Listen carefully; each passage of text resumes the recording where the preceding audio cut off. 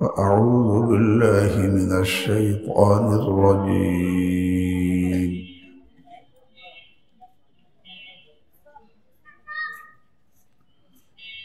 بسم الله الرحمن الرحيم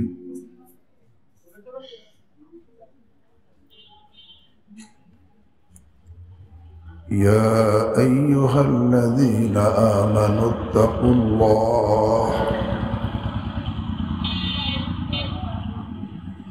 وقولوا قولا سديدا يصلح لكم أعمالكم ويغفر لكم ذنوبكم ومن يطع الله ورسوله فقد فاز فوزا عظيما وقال النبي صلى الله تعالى عليه وسلم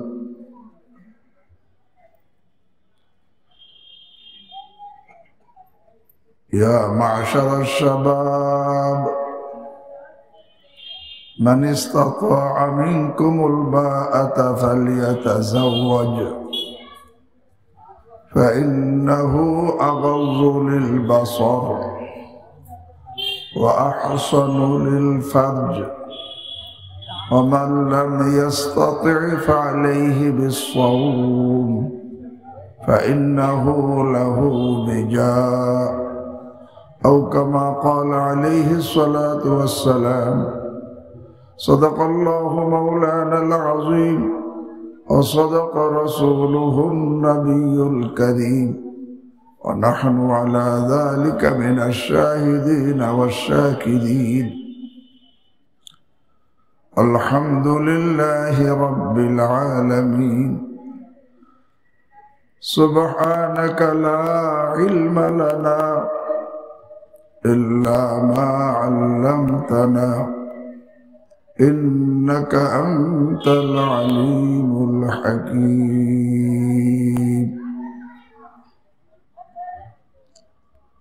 حضرت علماء کرام محترم مکرم حاضرین স্নেহের ছাত্র ভাইরা পর্দার আড়ালে মা ও বোনেরা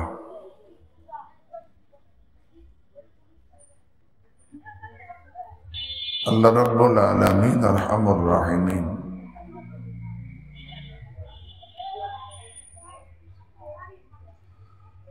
আমাদেরকে ইবাদতের জন্য সৃষ্টি করেছেন।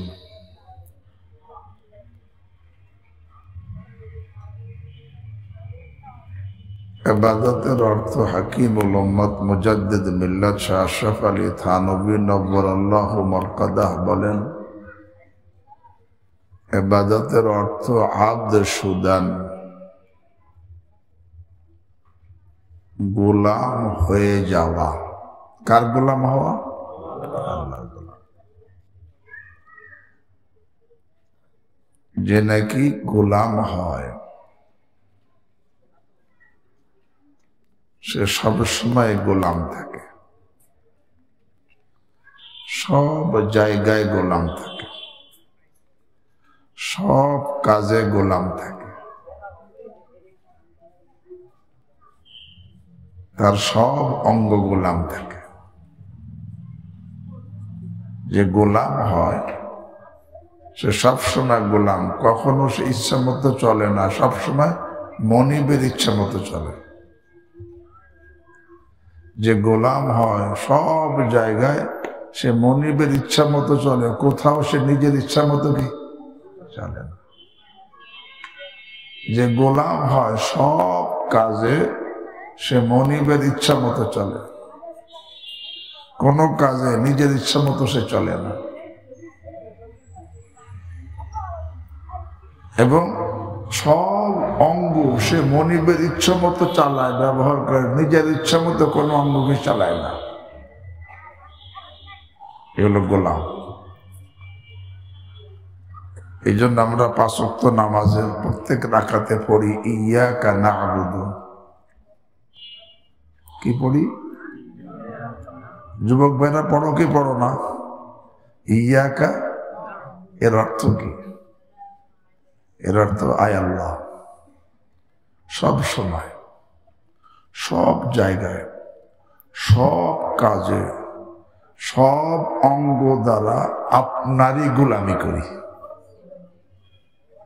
সব সময়, সব জায়গায়, সব কাজে, সব অঙ্গ দ্বারা আপনারই কি?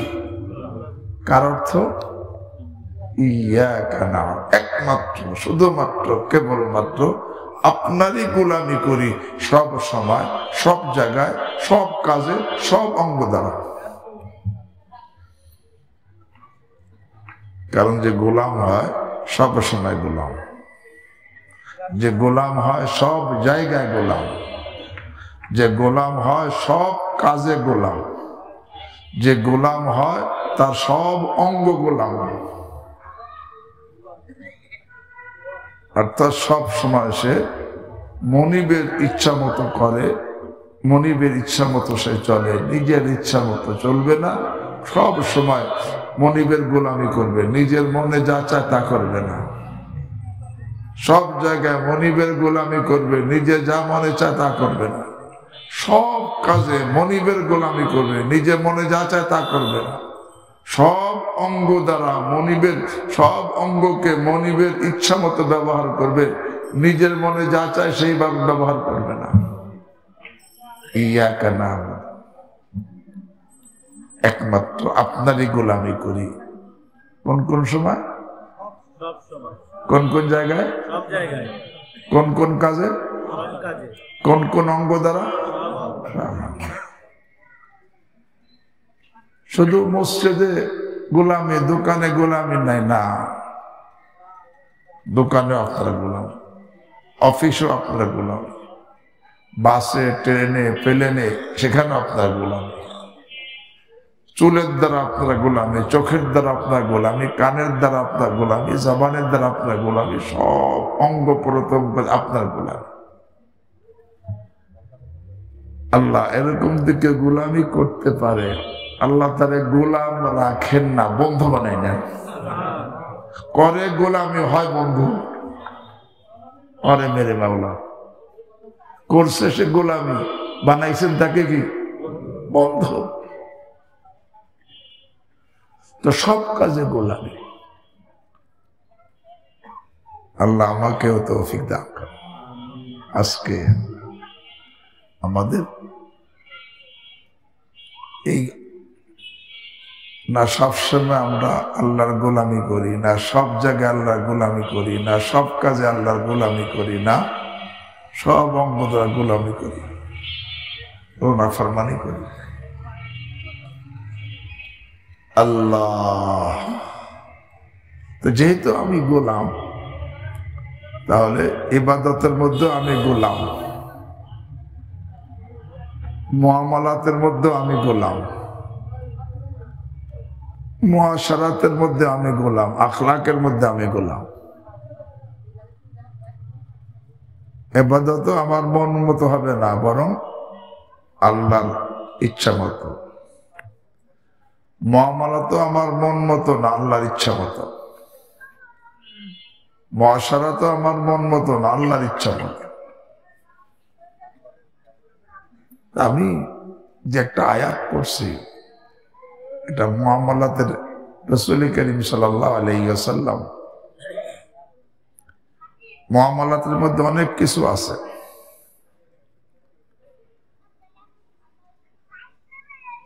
যেমন মালি লেনদেন আছে, মালি মুআবাজাত বলা, এটা মুআমালাতের মধ্যে।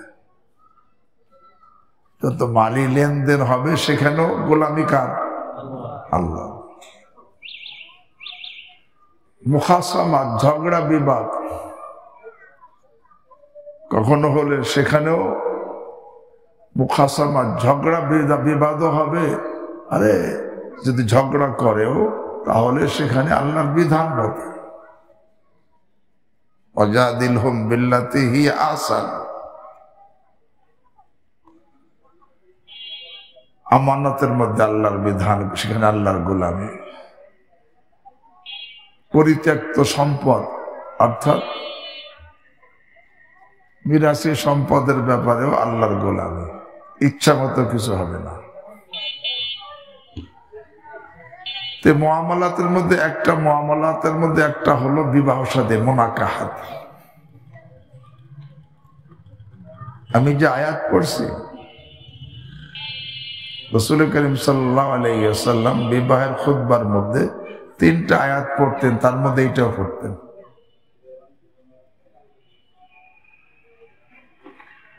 তিনটা আয়াতের মধ্যে তাকওয়ার হুকুম। ইয়া আইয়ুহাল্লাযীনা আমানুত্তাকুল্লাহা হাক্কা তুকাতিহ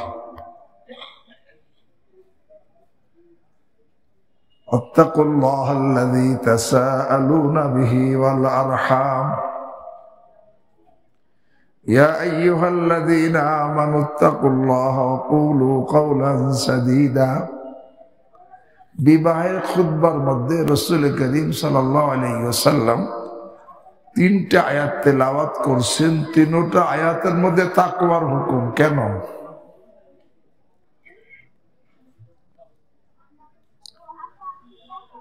যদি তাকওয়া অনুযায়ী স্বামী স্ত্রী জীবন যাপন করে, শুধু দুনিয়াতেই সে স্বামী স্ত্রীর রূপে একসঙ্গে বসবাস করবে না, যদি স্বামী স্ত্রী উভয় যদি তাকওয়া অনুযায়ী জীবন যাপন করে দুনিয়া থেকে যেতে পারে, এই স্বামী স্ত্রী চিরকাল একসঙ্গে স্বামী স্ত্রীর রূপে জান্নাতে থাকবে। এর জন্য কি শর্ত? এই জন্য আমি বলে থাকি, দুনিয়াতে স্বামী স্ত্রী এক ঘরে এক বিছনায় জীবন যাপন করে, সন্তানের পিতা মাতা হয়, এই অবস্থায় সারা দুনিয়ার জীবন কাটাই গেছে, একসঙ্গেই ছিল। কিন্তু আখিরাতে গিয়ে এই স্বামী স্ত্রী 4 শ্রেণী হয়ে যাবে। কয় শ্রেণী? স্বামী স্ত্রী 4 শ্রেণী হবে। এক শ্রেণীর স্বামী স্ত্রী উভয় সৌভাগ্যশালী। কেন? স্বামী স্ত্রী উভয় ঈমানদার, উভয় নেককার, উভয় পরহেজগার। উভয় ঈমানদার, ঈমান নিয়ে কবরে গেছে, উভয় নেককার, নেক আমল নিয়ে কবরে গেছে, উভয় পরহেজগার, আরে গুনাহ থেকে পবিত্র অবস্থায় দুনিয়াতে গেছে। যেই স্বামী স্ত্রী ঈমানদার, নেককার, পরহেজগার হয়ে দুনিয়াতে গেছে, এরা উভয় সৌভাগ্যশালী। এরা দুনিয়াতে যেমন স্বামী স্ত্রী রূপে একসঙ্গে ছিল, এরা চিরকাল জান্নাতে একসঙ্গে থাকবে। উভয় সৌভাগ্যশালী। আর এক শ্রেণী দুনিয়াতে স্বামী স্ত্রী একসঙ্গে ছিল, কিন্তু উভয় বেঈমান, বদকার, নাফরমান, বদকার, গুনাহগার। স্বামীও বেঈমানি করে, স্ত্রীও বেঈমানি করে, স্বামীও বদামল, স্ত্রীও বদামল, স্বামীও গুনাহে জড়িত, স্ত্রীও গুনাহে জড়িত। এই অবস্থায় দুনিয়া থেকে গেছে, অথচ দুনিয়ায় সারা জীবন একসঙ্গে এক বিছনায় ছিল। আখিরাতে উভয় আসামি, উভয় জাহান্নামী। কারোর সাথে কারো কি নাই? জেলখানায় কি কারোর থেকে সম্পর্ক থাকে? আর উভয় আযাবের মধ্যে। যে স্বামী স্ত্রী উভয় বেঈমান, বদকার, নাফরমান, এই অবস্থায় দুনিয়াতে গেছে, উভয় হতভাগা, উভয় জাহান্নামী। আল্লাহ আমাদেরকে হেফাজত করে। কারণ তাদের মধ্যে ঈমান, আমল, তাকওয়া ছিল না।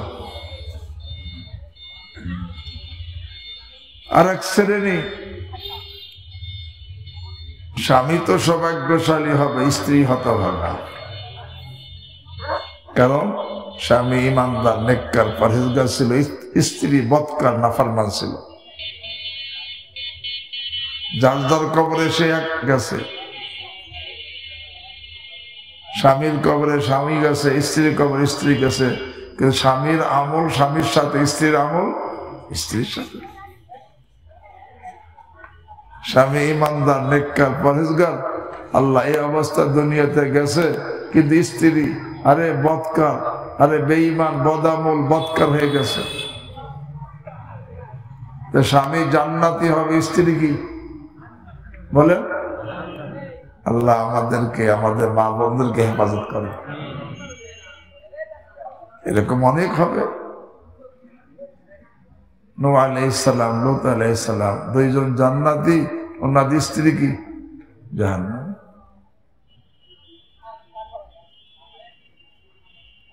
এমনি ভাবে এর ব্যতিক্রমও হবে।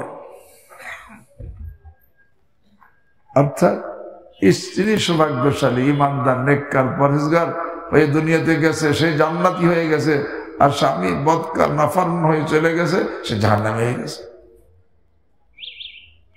আসিয়া ফিরআউনের স্ত্রী, দুনিয়াতে স্বামী স্ত্রী একসঙ্গে এক বিছনায় বহুত পর্যন্ত থাকছে, কিন্তু আখিরাতে গিয়ে সবাই একসঙ্গে থাকতে কি উভয় সৌভাগ্যশালী হবে বা উভয় হতভাগা হবে। স্বামী সৌভাগ্যশালী, স্ত্রী হতভাগা, স্ত্রী সৌভাগ্যশালী, স্বামী হতভাগা। কেন? যে বিবাহের খুতবার মধ্যে যে তিনটা আয়াতের কথা আল্লাহ হাবিব আয়াত তেলাওয়াত করেছেন, ঈমান এবং তাকওয়ার কথা, এই ঈমান আর তাকওয়ার মধ্যে উভয় ছিল না দেখে এরকম হয়ে গেছে। হ্যাঁ, যেই স্বামী স্ত্রী ঈমানের উপর থাকে, তাকওয়ার উপর থাকে, আল্লাহু আকবার, তো দুনিয়ায় যেরকম স্বামী স্ত্রী রূপে একসঙ্গে ছিল, জান্নাতে চিরকাল একসঙ্গে থাকবে। আল্লাহ আমাদেরকে তৌফিক দান করুন। হ্যাঁ, সেই একটা আয়াত তেলাওয়াত করছি, ইয়া আইয়ুহাল্লাযীনা আমানুত্তাকুল্লাহ। এখানে দুনিয়ার মধ্যে থাকা অবস্থায়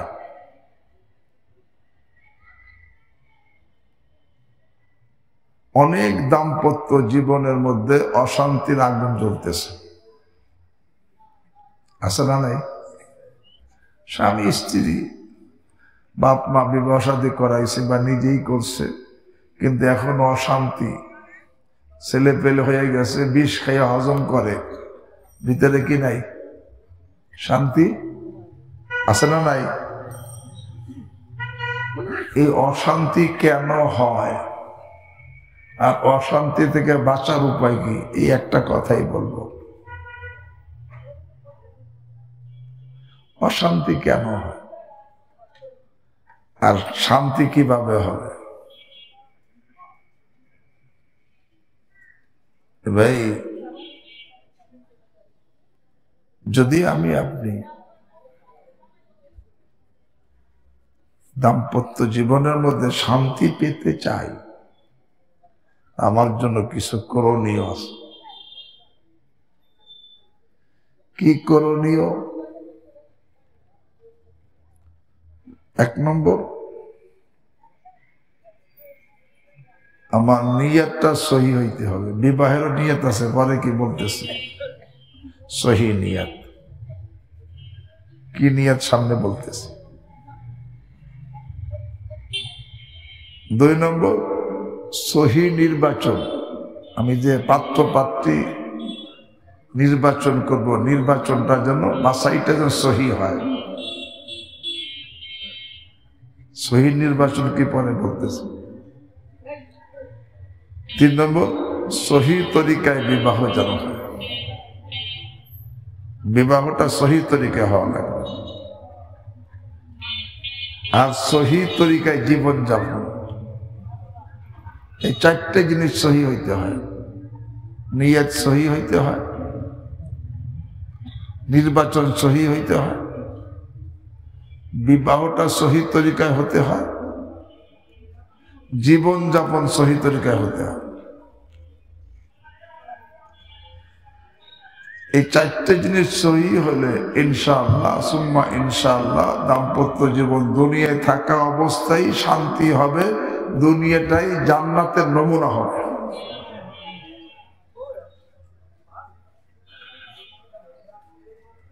আর যদি এগুলো সহি না হয় অশান্তি হবে। তো বিবাহের সহি নিয়ত কি?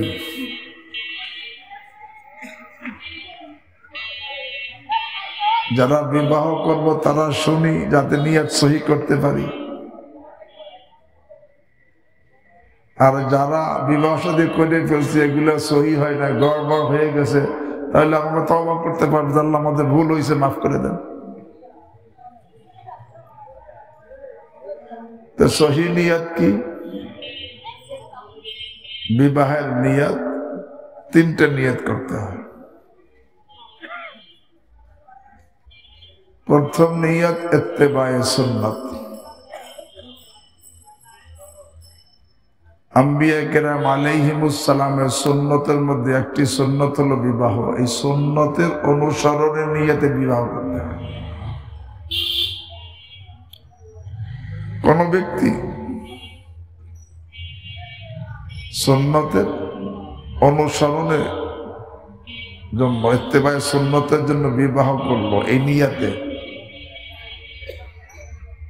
এই সুন্নতের ইত্তেবার নিয়তের করার সাথে সাথে এটি ইবাদত হয়ে গেল, রহমত নাযিল শুরু হয়ে গেল। কারণ সে সুন্নতের ইত্তেবার জন্য বিবাহ করতেছে।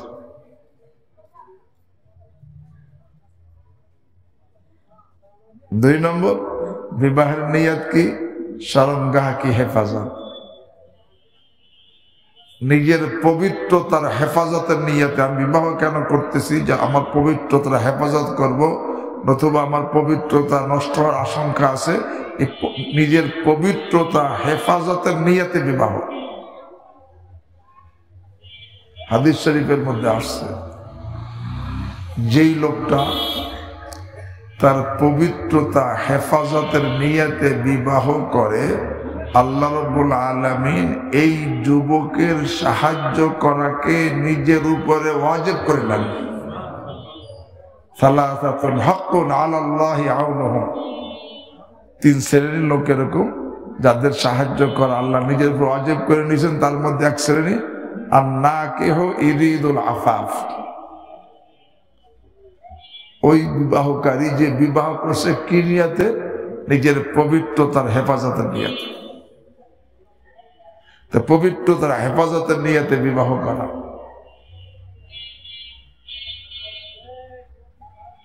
যখন নাকি পবিত্রতার হেফাজতের নিয়তে বিবাহ করলো, আল্লাহ তার সাহায্য করা নিজের জিম্মায় ওয়াজিব করে নেন।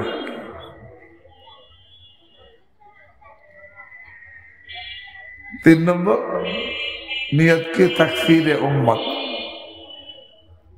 রাসূল করিম সাল্লাল্লাহু আলাইহি ওয়াসাল্লামের উম্মত বিরুদ্ধের নিয়ত করা। আল্লাহ রাসূল সাল্লাল্লাহু আলাইহি ওয়াসাল্লাম ইরশাদ করেন, তাযাওয়াজুল ওয়াদুদ আল ওয়ালুদ ফাইন্নী মুকাথিরুম বিকুমুল উমাম, তোমরা এমন মেয়েকে বিবাহ করো যে মহব্বতকারিণী হবে এবং বেশি সন্তান দানকারিণী। কেন? যে আমি কিয়ামতের দিন তোমাদের দ্বারা অন্য উম্মতের উপরে ফখর করবো যে আল্লাহ আমার এত উম্মত। তো বিবাহের নিয়ত কয়টা?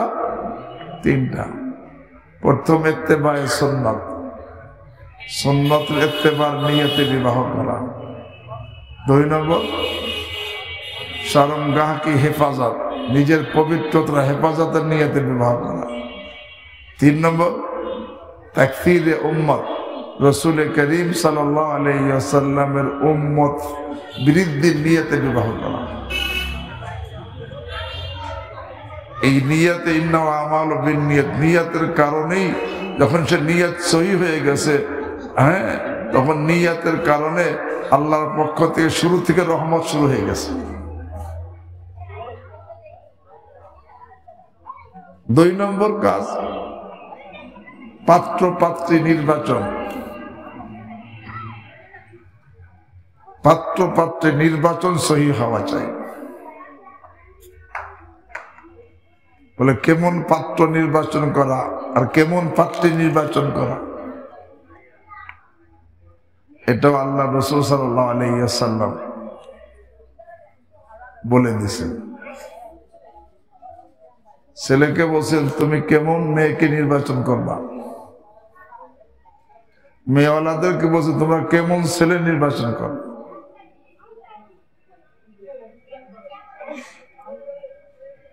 ছেলেকে বলছেন তুমি কেমন পাত্র নির্বাচন করবা, কাফাজফার বিদাতে দিন,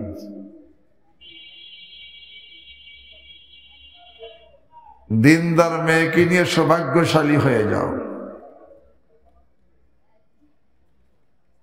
দিনদার মেয়ে, দিনদার কাকে বলে? যে সবার হক আদায় করতে পারে। দিনদার মেয়েকে নিয়ে সৌভাগ্যশালী হও।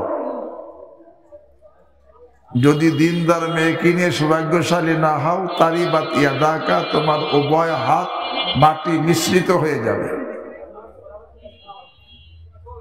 এখানে এই হাদিসের শুরু অংশ এতে ওলামায়ে কেরাম তালেবে ইলম আছে রাসুনি, অনেকে এর সহি মতলবটা বোঝে না। হাদিস হলো রাসূল করিম সাল্লাল্লাহু আলাইহি ওয়াসাল্লাম ইরশাদ করেন, তুনকাহুল মারআতু লিআরবাঈন, মেয়েদেরকে বিবাহ করা হয় 4 কারণে বিবাহ করা হয়। কয় কারণে? একটা লিজামালিহা, সৌন্দর্যের কারণে বিবাহ করা হয়। অলিমালিহা, সম্পদের কারণে বিবাহ করা হয়। অলিহাসাবিহা, বংশের কারণে বিবাহ করা হয়। অলিদীনিহা, দিনের কারণে বিবাহ করা হয়। এর হাদিসের শব্দের অর্থ। এর অর্থ অনেকে মনে করে যে 4টে দেখতে হবে, সৌন্দর্য দেখে বিয়ে করতে হবে, সম্পদ দেখে বিবাহ করতে হবে, বংশ দেখে বিবাহ করতে হবে, দিন দেখে বিবাহ করতে হবে। না, এর অর্থ এটা না। হাদিসে তুনকাহু, দুনিয়াতে বিবাহ হয় 4 কারণে। কেহ বিবাহ করে মেয়েদেরকে সৌন্দর্য দেখে, কেহ বিবাহ করে মেয়েদেরকে সম্পদ দেখে, কেহ বিবাহ করে মেয়েদেরকে বংশ দেখে, আবার কেহ বিবাহ করে দিন দেখে। যেমন খ্রিস্টানরা, এরা বিবাহ করে শুধু সৌন্দর্য দেখে, এরা আর কিছু দেখে না। শুধু কি দেখে? কারা? খ্রিস্টানরা। ইহুদিরা বিবাহ করে শুধু সম্পদ দেখে। কি দেখে? কারা? ইহুদিরা বিবাহ শুধু সম্পদ দেখে। আর মুশরিকরা বিবাহ করে শুধু বংশ দেখে। দেখবেন না, ওদের বিভিন্ন বংশের মধ্যে বিবাহ হয়। আর মোমেনরা বিবাহ করে বলেন দিন দেখে।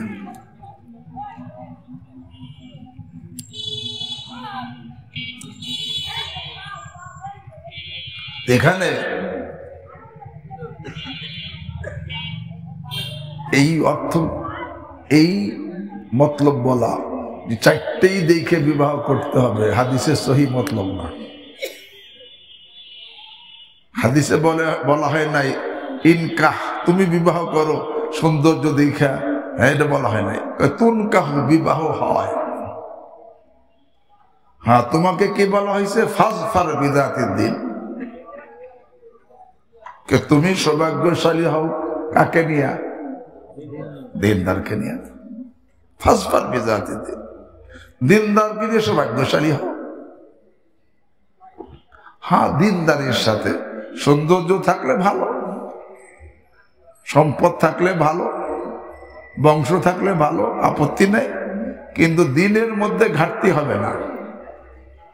ফাসফা, তুমি সৌভাগ্যশালী হয়ে যাও, সফল হয়ে যাও দিনদার মেয়েকে নিয়ে, কারণ যে দিনদার মেয়েকে নিবে সে সফল হয়ে যাবে। এরপর আল্লাহ হাবিব সাল্লাল্লাহু আলাইহি ওয়াসাল্লাম এটা ধুমকিও দিছেন। কি ধুমকি? ইল্লাম তাজফার বিদাতিদ দ্বীন, যদি তুমি দিনদার মেয়েকে নিয়ে সফল না হও তাহলে শুনে রাখো, তারিবাত ইয়াদাকা, তোমার দোনো হাত মাটি মিশ্রিত হয়ে যাবে, তুমি ব্যর্থ হয়ে যাবা, তুমি নাকাম হয়ে যাবা।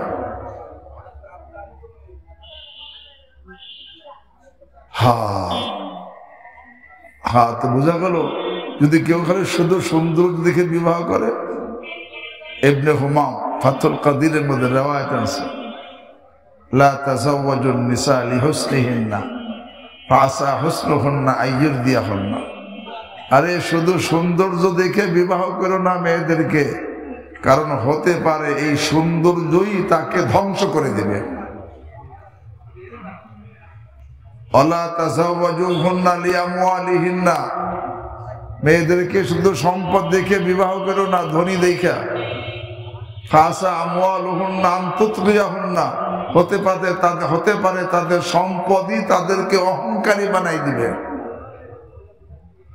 ওমান তাযাওয়াজান নিসা লিহাসাবিহিন্না লাম ইয়াজিদহু ইল্লা দুল্লা, আর যে নাকি শুধু বংশ দেখে বিবাহ করবে তার লাঞ্ছনাই বৃদ্ধি পাবে। তো কি দেখে বিবাহ করতে হবে?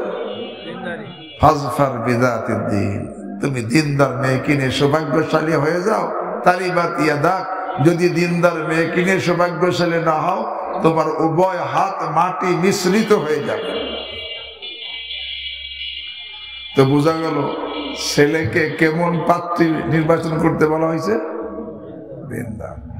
আর মেয়েওয়ালাদেরকে আল্লাহ হাবিব বলেন, ইদা খাতাবা ইলাইকুম মান তারদাউনা দীনাহু ওয়া খুলুকাহু ফাযাব্বিজু, মেয়েওয়ালাদেরকে বলতেছেন তোমাদের কাছে যখন এমন ছেলে প্রস্তাব দেয় যার দিনদারির প্রতি তোমরা সন্তুষ্ট, যার চরিত্রের প্রতি তোমরা সন্তুষ্ট, তাহলে সেখানে বিবাহ দিয়ে দাও।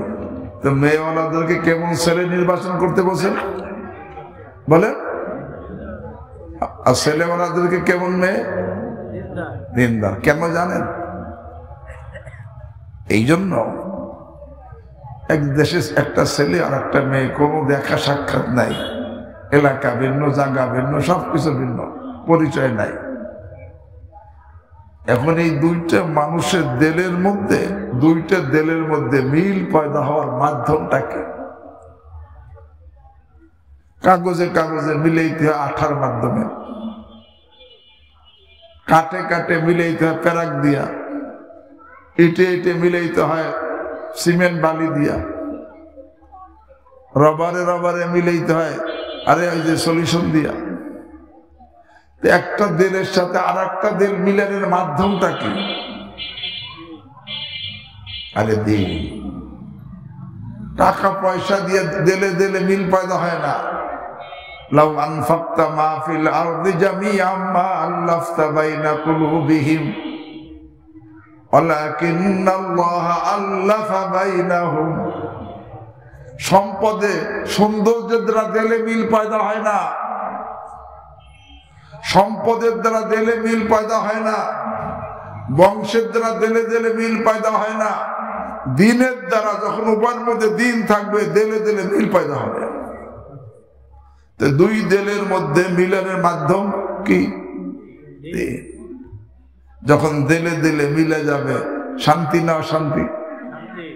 আর যখন নাকি আরে সুন্দর তো আছে, দেলে মিলে নাই, সম্পদ আছে দেলে মেলে নাই, বংশ আছে দেলে মেলে নাই, কিন্তু সেখানে যত সৌন্দর্য হোক, যত সম্পদই হোক, যত এরকম উঁচু বংশই হোক, দেলে মিল হয় নাই, শান্তি না অশান্তি?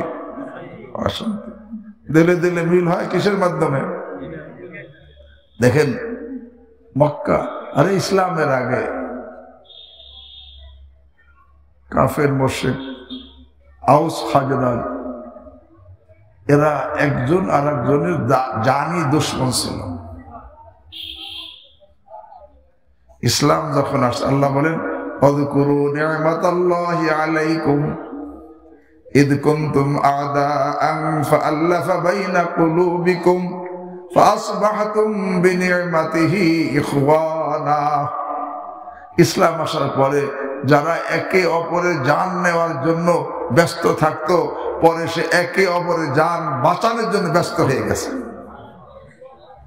তাই না? তা বলতেছিলাম হে ভাই শুনে রাখো, সৌন্দর্যের দ্বারা দিলে দিলে মিল পয়দা হয় না। তুমি সৌন্দর্য আকৃষ্ট হইছো যেহেতু তুমি একটা নেশার মধ্যে আসো, কিন্তু পরে নেশা কাটতে যাবে দেখবা যে সুন্দর থাকলেও তুমি বলবা যারে এতে কালো ভালো ছিল আমার জন্য, তুমি বলবা এতে কালো আমার জন্য ভালো ছিল। সৌন্দর্যের কারণে দিলে দিলে মিল পয়দা হয় না, মালের কারণে দিলে দিলে মিল পয়দা হয় না, বংশের কারণে দিলে দিলে মিল পয়দা হয় না। মিল দিলে দিলে মিল পয়দা হওয়ার মাধ্যম একমাত্র কি? দিন। এই জন্য আল্লাহু আকবার, আল্লাহর হাবিব সাল্লাল্লাহু আলাইহি ওয়াসাল্লাম ছেলেকেও বলছেন তুমি দিনদার পাত্রীকে নির্বাচন করো, মেয়েওয়ালাদেরকে বলছেন দিনদার পাত্রকে নির্বাচন করো, তার দিলে দিলে মিল পয়দা হবে। কিন্তু বর্তমানে কি এই দিনদার দেখে নির্বাচন করা হয়? তো অশান্তি হবে না কি জন্য? দিলেতে মিল পয়দাই হয় নাই। দিলে মিল পয়দা হওয়ার মাধ্যম একমাত্র দিন। সে দিন যখন নাই, মিল পয়দা হয় নাই। এখন যত সৌন্দর্য হোক, যত অর্থ হোক, হ্যাঁ এই অর্থই নিরর্থের মূল হবে। এই সৌন্দর্যই মুসিবতের কারণ হবে, ধ্বংসের কারণ হবে। এই সম্পদই তার লাঞ্ছিত হওয়ার এরকম ভাবে কি করবো, তার অশান্তির কারণ হবে। এই বংশই তার লাঞ্ছিত হওয়ার কারণ হবে। কারণ দিলে দিলে মিল পয়দা হয় কিসের দ্বারা? এখানে এই নির্বাচনেই অনেকে একে তো নিয়ত সহি নাই। আর 2 নম্বর কি নির্বাচনও কি নাই, যার কারণে কি অধিকাংশ শতকরা 90% দাম্পত্য জীবনের মধ্যে কি অশান্তি রাখবেন চলতেছে, ঠিক না? আল্লাহ।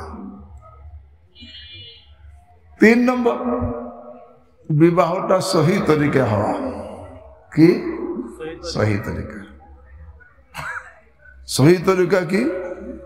সুন্নত তরিকা তো অনেক ঊর্ধ্বের, সুন্নত তরিকা তো অনেক ঊর্ধ্বের। সহি তরিকা বলতেছে। সহি তরিকার বিবাহ কি? সবাই কান খুলে শুনি। সহি তরিকার বিবাহ যেই বিবাহকে কেন্দ্র করে ছেলের বাড়ি মেয়ের বাড়ি একটাও গুনাহ হবে না। সহি তরিকার বিবাহ যেই বিবাহকে কেন্দ্র করে ছেলের বাড়িও একটা গুনাহ হবে না, মেয়ের বাড়িও, সেটা কোন তরিকার বিবাহ? সহি তরিকা। সহি তরিকার বিবাহ হলো যেই বিবাহকে কেন্দ্র করে ছেলের বাড়ি একটা গুনাহ হবে না, মেয়ের বাড়ি একটা গুনাহ হবে না। এটা সহি তরিকার বিবাহ। সুন্নত তরিকা তো আরো ঊর্ধ্বের। কমপক্ষে সহি হইতে হইলে খেয়াল করতে হবে যে বিবাহকে কেন্দ্র করে ছেলের বাড়ি মেয়ের বাড়ি, ছেলের পক্ষ মেয়ের পক্ষ কেউ একটা গুনাহে জড়িত হবে না। যদি ভাই গুনাহের দ্বারা বলেন তো আল্লাহর রহমত নাজেল হয় না গজব নাজেল হয়? সবাই বলেন গুনাহের দ্বারা কি নাজেল হয়? তো যেই বিবাহ গুনাহের দ্বারা শুরু হইল, গজব দ্বারা শুরু হইল। বোঝেন নাই? যেই বিবাহ গুনাহ দ্বারা শুরু হইল সেটা কি? তো যেই বিবাহ গজব দ্বারা শুরু হইল সেখানে শান্তির আশা কিভাবে করব? বোঝেন নাই? গুনাহের দ্বারা আপনাই বললেন, গুনাহের দ্বারা কি গজব নাজিল হয়? কি গজব নাজিল হয়? তো যেই বিবাহ গজব দ্বারা শুরু হয়েছে সেখানে শান্তির আশা করি কিভাবে? বোঝে নাই? সম্ভব না। শুরু হয়েছে গজব দ্বারা, গজবে শান্তি না শান্তি? অশান্তি। অনেকে কয় যে হুজুর ছেলেরা তো আনন্দ করতেছে, আরে তুমি তো আনন্দের নামে হারাম আর কবিরা গুনায় লিপ্ত হইলা, এই যে দুইটা ছেলে মেয়ের দাম্পত্য জীবনের সুখের মধ্যে আগুন ধরাই দিলা। তোমরা আনন্দর নামে এই দুইটা ছেলে মেয়ে যারা নাকি যাদের বিবাহ হইল তাদের দাম্পত্য জীবনের সুখের মধ্যে আগুন ধরাই দিলা। তুমি তো আনন্দ করলা,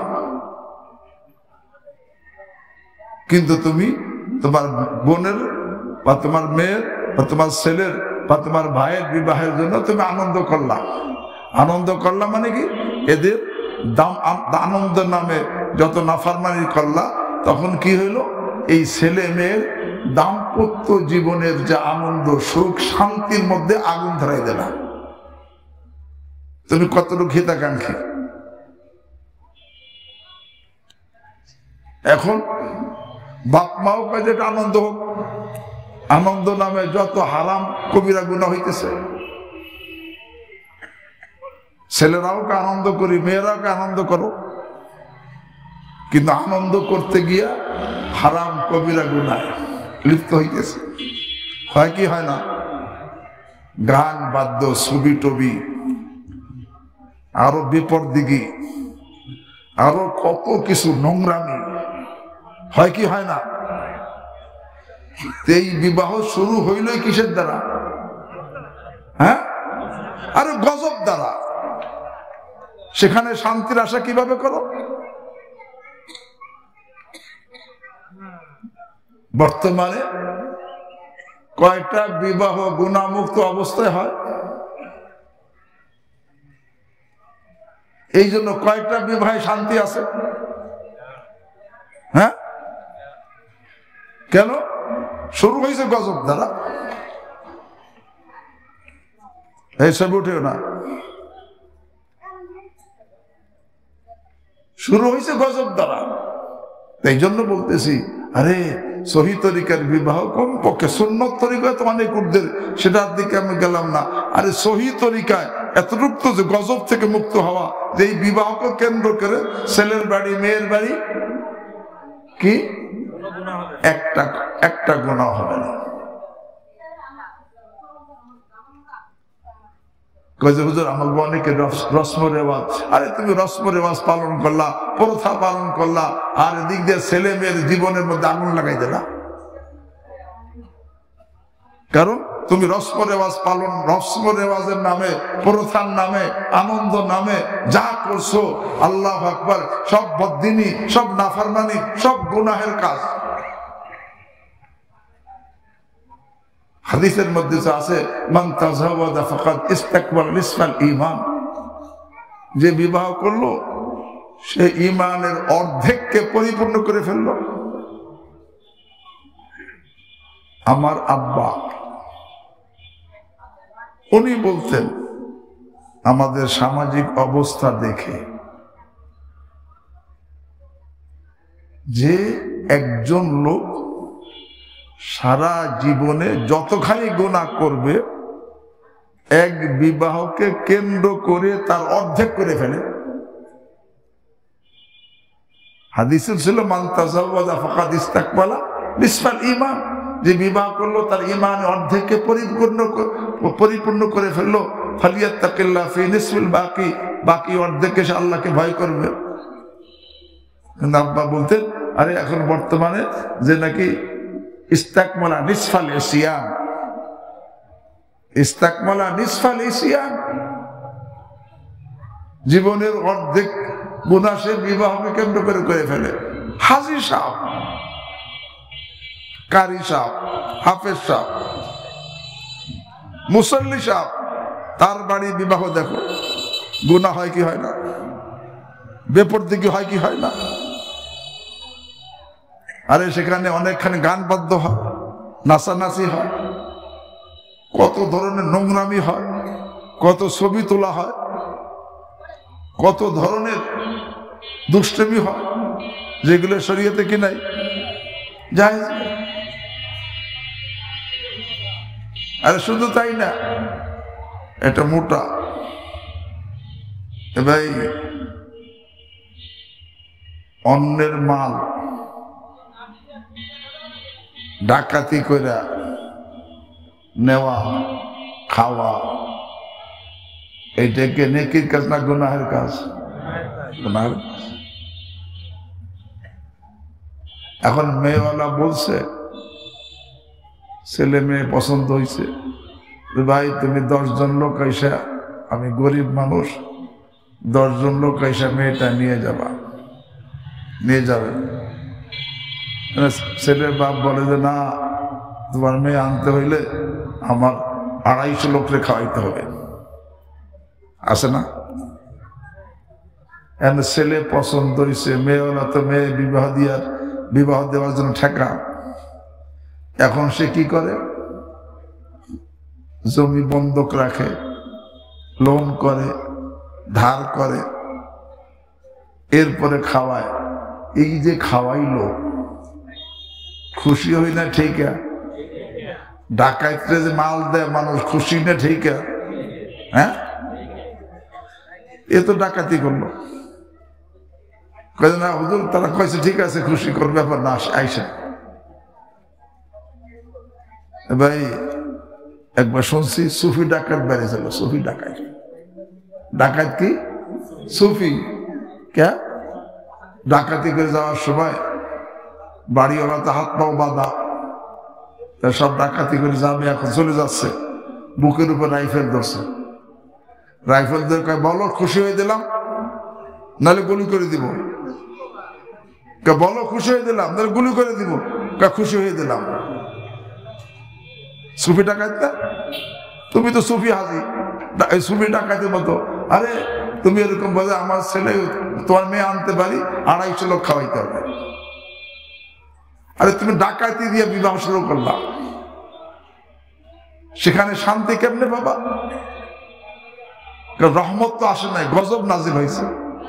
আছে না সমাজে? আছে না নাই? হারাম খাইছো, রহমত আর নাফরমানির মধ্যে লিপ্ত হইছো, আর আল্লাহর গজব নাজিল হয়েছে। তো বলতেছিলাম সহি তরিকায় বিবাহ। এখন কি সহি তরিকায় বিবাহ হইতেছে? সহি তরিকার সংখ্যা কি?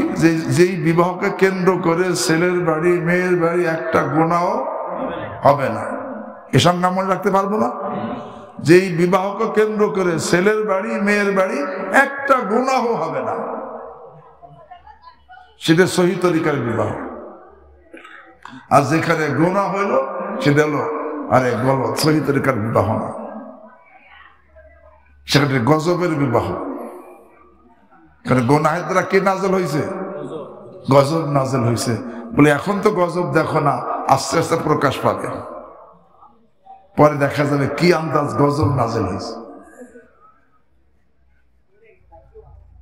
দেখে বিবাহের জন্য সহি নিয়াত, 2 নম্বর সহি নির্বাচন, 3 নম্বর সহি তরিকায় কি বিবাহ। কোনটা সহি আছে? হ্যাঁ, তো শান্তি আশা করি কেমনে? অশান্তি হবে না? কি হবে? 4 নম্বর সহি তরিকায় জীবন যাপন। সহি তরিকায় জীবন যাপন কি? এখানে ছেলে মেয়ে কিভাবে জীবন যাপন করবে?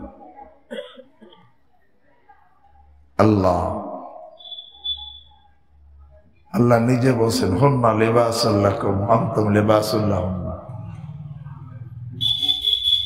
মহিলাদেরকে বলছেন তোমরা স্বামীদের পোশাক, লিবাস।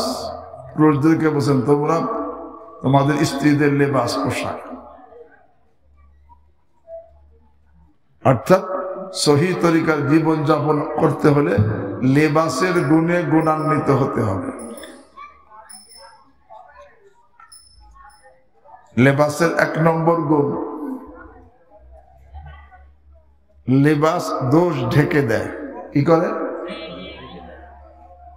আমার শরীরে কত অসুন্দর দৃশ্য আছে, পোশাক পরছি, সব কি ঢেকে গেছে না?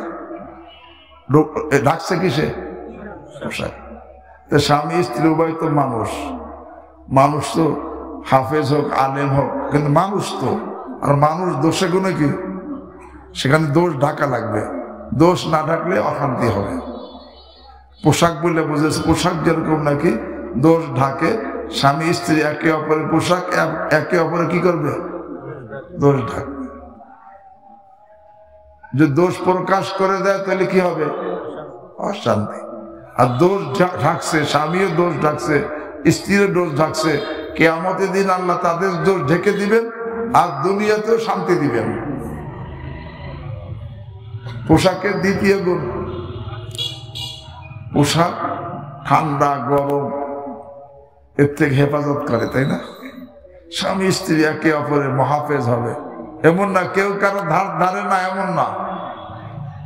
স্বামী স্ত্রীর হেফাজতের খেয়াল করবে, স্ত্রী স্বামীর হেফাজতের খেয়াল করবে, তার শান্তি হবে। 3 নম্বর, পোশাক সৌন্দর্য বৃদ্ধি করে। কি করে? একে অপরের সৌন্দর্য বাড়াবে, শান্তি হবে। 4 নম্বর, পোশাক ব্যক্তির অনুগত হয়, তাবে হয়। স্ত্রী স্বামীর তাবে হবে, অনুগত হবে। স্বামী স্ত্রীর পোশাক, স্বামী স্ত্রী অনুগত হবে। যখন একে অপর অনুগত হবে সেখানে শান্তি হবে, আর অবাধ্য হইলে অশান্তি। এবং পোশাক ব্যক্তির সাথে একেবারে লাগা, মাঝখানে কোনো মাধ্যম নাই। স্বামী স্ত্রীর সম্পর্ক একেবারে গভীর হবে, এর মধ্যে কোনো ফাঁক থাকবে না। এইভাবে জীবন যাপন, যে একে অপরের দোষ ঢাকবে, একে অপরের হেফাজত করবে, একে অপরের অনুগত হবে, একে অপরের সৌন্দর্য বৃদ্ধি করবে, একে অপরের সাথে গভীর সম্পর্ক। এইভাবে যখন নাকি জীবন যাপন হবে সেখানে কি বলে, কিন্তু কেউ কারো ছাড় দেয় না, দোষ হইলেই গাওয়া শুরু করে। কেউ কারো ধার ধারে না, কোন স্বামী স্ত্রী কেউ কারো ধার ধারে না, যার যার মতো। এরকম কেউ কারো অনুগত না, একে অপর অবাধ্য, কারো সাথে কারো সম্পর্ক নাই, দিলে শান্তি না অশান্তি। এই জন্য আল্লাহুন্না লিবাসুল্লাকুম ওয়া আনতুম লিবাসুল্লাহুন্না বলে কিভাবে জীবন যাপন করবে সে বলে দিয়েছেন যে একে অপরের দোষ ঢাকতে হবে, একে অপরের হেফাজতকারী হইতে হবে, একে অপরের অনুগত হতে হবে, একে অপরের সৌন্দর্য বৃদ্ধি করবে, একে অপরের সাথে গভীর সম্পর্ক করতে হবে। এরপরে সর্বশেষ আল্লাহ বলছেন আশিরুহুন্না, সবকিছু ঠিক আছে, কিন্তু ছেলেদেরকে আল্লাহ একটু বেশি বলছেন, বেশি দায়িত্ব দিয়েছেন। মেয়েরা যদিও যত আলেমা হোক, হাফেজা হোক, যাই হোক, কিন্তু মেয়ে তো তাদের মধ্যে অর্থাৎ একটু শক্তি কম, বুদ্ধি কম, দিনদারি কম, যার কারণে এবং বাঁকা হাড্ডি দ্বারা সৃষ্টি করা হয়েছে খুলিকনা মিন জিলইন। এই জন্য আল্লাহ রাব্বুল আলামিন ছেলেদেরকে একটু বেশি দায়িত্ব দিয়েছে, আশিরুহুন্না বিল মারুফ, তোমরা মেয়েদের সাথে ভালো ব্যবহার করো। কে বলছেন? আশিরুহুন্না বিল মারুফ ফাইন কারিহতুমুহুন্না, যদি তাদের কোনো একটা দোষ তোমাদের কাছে অপছন্দ হয়, তার মধ্যে ভালো গুণ তো অনেক আছে, সেই গুণের দিকে তাকাবা। এই জন্য আয়াত পড়ছি, ইয়া আইয়ুহাল্লাযীনা আমানুত্তাকুল্লাহ, হে ঈমানদার বান্দা বান্দীগণ, আল্লাহকে ভয় করো। ওয়াকুলু কাওলান সাদীদা, জবানের দ্বারা শুধু সঠিক কথা বলবা, কোন ভুল কথা, কোন অন্যায় কথা, কোন কর্কশ কথা, কোন অহেতুক কথা, কোন গুনাহের কথা কষ্টদায়ক কথা বলবা না। কি বলবা? কুলু কাউলান, আরে একেবারে সহি কথা, গলত কথা না, ভুল কথা না, অন্যায় কথা না, কষ্টদায়ক কথা বলবা না। তাহলে কি হবে? অর্থাৎ জবানকে সংশোধন করবা, কারণ ঝগড়া হয় জবানের দ্বারা, গীবত হয় জবানের দ্বারা, গালাগালি হয় জবানের দ্বারা। আল্লাহু আকবার। এই জবানের কারণেই অশান্তি বেশি হয়। এই জন্য আল্লাহকে কুলু কাউলান সাদীদা, আরে সবাই সঠিক কথা বলো। ছেলেওয়ালাকে বসে, ছেলেকে বসে তুমিও সঠিক কথা বলো, মেয়েকে বসে তুমিও সঠিক কথা বলো। কেউ ভুল কথা, অন্যায় কথা, অহেতুক কথা, কোনো গুনাহের কথা, ঝগড়ার কথা বলবে না। এক কথা, জবানকে ঠিক করে ফেলাও। জবান ঠিক করতে পারলে কি হবে? ইসলিহ লাকুম আমালাকুম ওয়া ইয়াগফির লাকুম যুনুবাকুম। আল্লাহ নিজে বলেন ইসলিহ লাকুম আমালাকুম ওয়া ইয়াগফির লাকুম যুনুবাকুম। হাফেজ ইমাদউদ্দিন ইবনে কাসির রাহিমাহুল্লাহ তাফসীর করেন, আল্লাহ আইয়াফিকুমুল্লাহু আলা আমালাস সালিহা। আরে তুমি জবান ঠিক করে ফেলছো, আল্লাহ তোমাকে বাকি সব নেক আমলের তৌফিক দিয়ে দিবেন। তুমি কি করছো বলেন? জবান ঠিক করে ফেলছো, আল্লাহ তোমার কি করবে? সব নেক আমলের তৌফিক দিয়ে দিবেন। ওয়ায়াগফির লাকুম যুনুবাকুম, আর সব গুনাহ মাফ করে দিবেন। কি ঠিক করলে?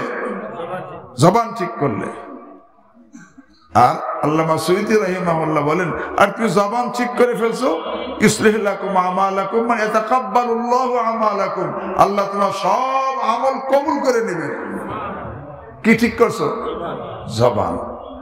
আচ্ছা, মুফতি শফি সাহেব বলেন, আরে ইসলিহ লাকুম আমাল, আরে তুমি জবান ঠিক করে ফেলছো, আল্লাহ তোমার বাকি সব আমল ঠিক করে দিবেন, সংশোধন করে দিবেন এবং গুনাহ মাফ করে দিবেন।